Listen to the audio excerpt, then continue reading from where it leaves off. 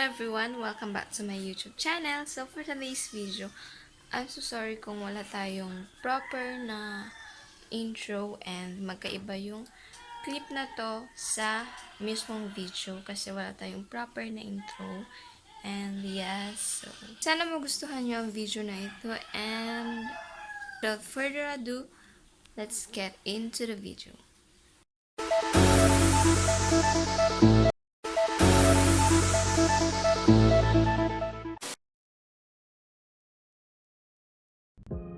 Kailanganin natin ang mayonnaise. Then tuna, kahit anong tuna basta plain. We have cheese, sliced bread, and eggs. Wala tayong breadcrumbs, so magpo-prepare tayo ngayon ng sarili natin, which is skyflakes. Kasalukuyan po nating ina-open ang tuna. Hirap na hirap. Okay. Yan. I-drain po natin ang tubig niya. Drain po natin siya.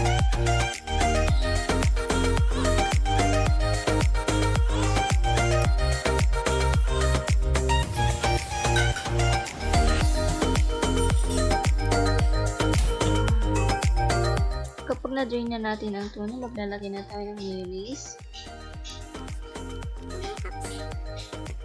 Then sibuyas. At paminta. So,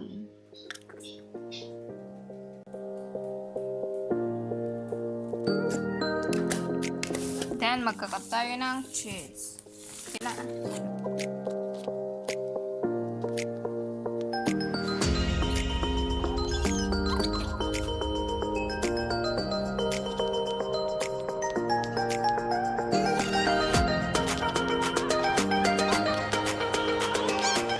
Cut natin sa gilid ang ating bread para tanggalin ang mga matigas na part niya.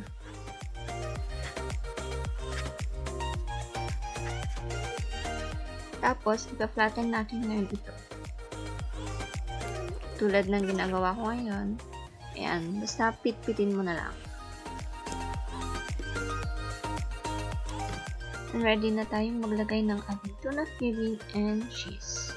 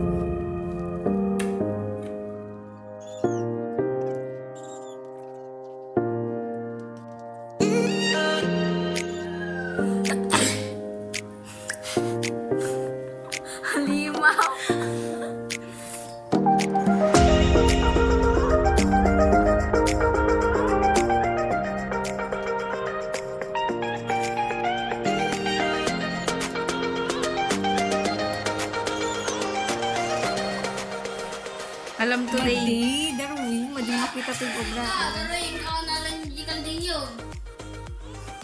Ilamang mo ito lang. Lilia, o sika. Darwin.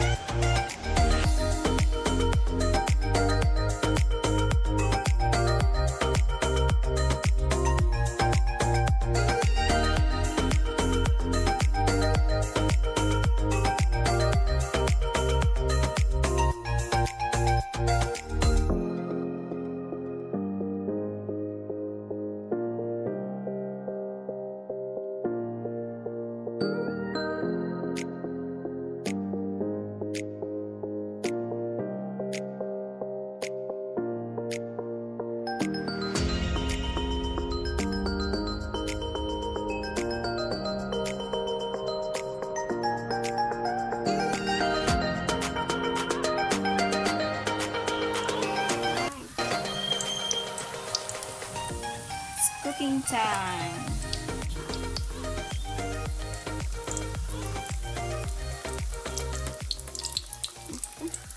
There. Ayan po. Tapos na po ang ating DIY tuna pie. Let's taste. Lagam. There. Okay. So, isisilipin natin ang nilalaman niya.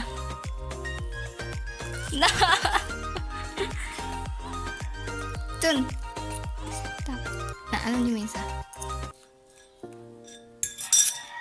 Yum. Tunyang. Ala! Focus. Focus. Ala ni mata yun.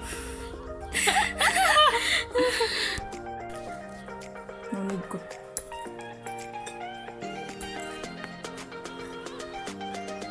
Haggard na naman. Excited?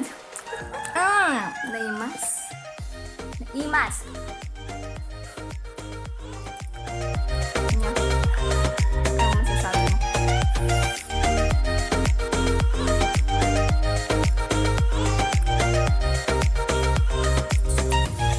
Guys, talo niya yung tuna pie sa Jollibee, promise. Gawin niyo din to sa bahay niyo kapag may time kayo. Ludo paminta na. Masarap siya as in.